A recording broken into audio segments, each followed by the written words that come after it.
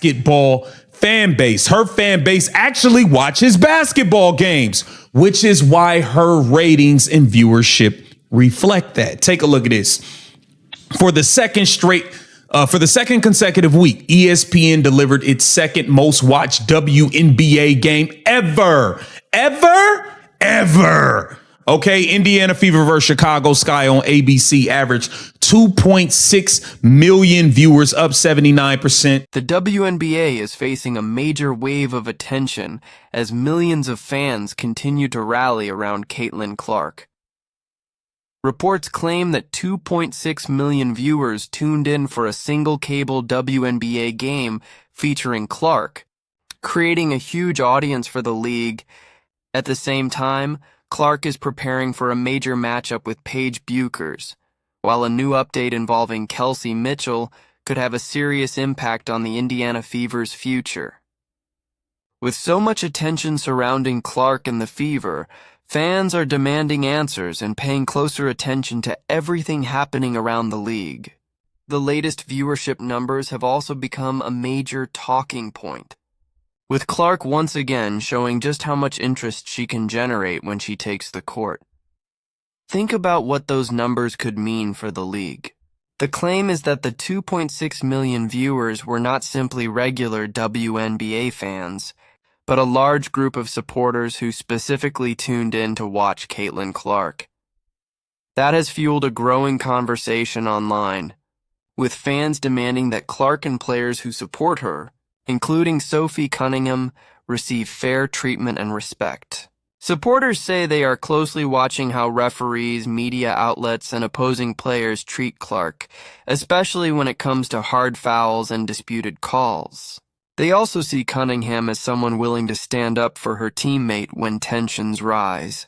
The message from Clark's supporters is clear. They want fair treatment for Clark and the players who have her back, and they believe the league's popularity could suffer if fans feel those concerns are being ignored. But Blast, you're in for a doozy. The last stream, we had a fantastic time in a game that we didn't even think would come down to the wire. So, hey, you never know what's going to happen. The chat is a bunch of fun. We get people on for halftime. We're going to have an absolute ball. Make sure you join me for the live stream today. Now, in other news, the Indiana Fever and the Dallas Wings have some huge concerns at this point before we even get into the game breakdown and the keys for Caitlin Clark and the Indiana Fever. We have to take a look at this report that the Indiana Fever put out. It says Caitlin Clark probable with a back. Obviously, we know Dantas is out. But Kelsey Mitchell here, probable with an illness. So it's likely that she may play, but we don't know. We don't know. We know how this team is when it comes to injuries. They are very cautious or just really not transparent about much. The Kelsey Mitchell thing was scary. Now, they said there was no air conditioning in Toronto in that gym. How do you have 19,000 people in a building with no AC? Is nuts, in my opinion. But so they said, it was some overheating that may have. While the league deals with growing pressure from fans, Caitlin Clark is preparing for a major matchup against Paige Bueckers. For months, the media has pushed the idea of a rivalry between the two stars and debated who could become the face of women's basketball. Now, fans are waiting to see what happens when they finally share the court again. Clark is expected to play with plenty of confidence, using her deep three-point shooting, quick passes, and aggressive style to make an impact. But there's another major concern surrounding the Indiana Fever, with reports and speculation about Kelsey Mitchell's status for the game. If Mitchell is unavailable, the Fever could lose one of their most important veteran scorers, along with her experience, speed, and ability to knock down shots from the outside. That would completely change the matchup, because Indiana would have fewer scoring options around Clark. Opposing defenses could then put even more pressure on number 22, sending double teams as soon as she crosses half court, trapping her near the sidelines and forcing her to give up the ball. The Fever would need other players to step up and make shots, because without Mitchell, Clark could face an extremely difficult defensive game. Comments, and we're going to get into majority of it. This was just released 30 seconds ago from Yahoo Sports. This is what he summed it up. He said, I'm not going to comment on that because I don't think it's fair to Caitlin Clark or Kathy either. That's not the real issue. Adam Silver reported that he that he enforced a suspension. Now, on a panel at CNBC board game playing event Thursday, NBA Commissioner Adam Silver did not minus words when asked about the now infamous play between Caitlin Clark and Alyssa Thomas. Now, he also spoke about LeBron James, but what stood out more than anything is Adam Silver. Now, this is what he said verbatim. Now, it's been reported that the report says that effectively the WNBA was not necessarily going to penalize Alyssa Thomas, but that you stepped in and said that it had to happen. Adam Silver said this is what he said. This is his words, not mine. He stated, let me give you a serious answer to that question.